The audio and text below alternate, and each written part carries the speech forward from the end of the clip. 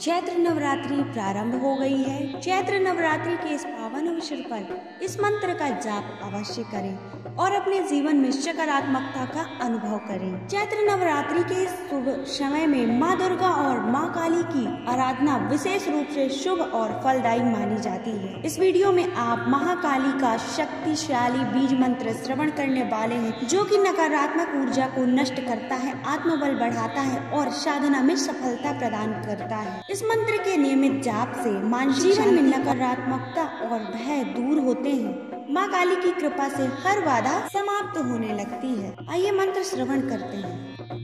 ओम cream cream cream ह्रीम ह्रीम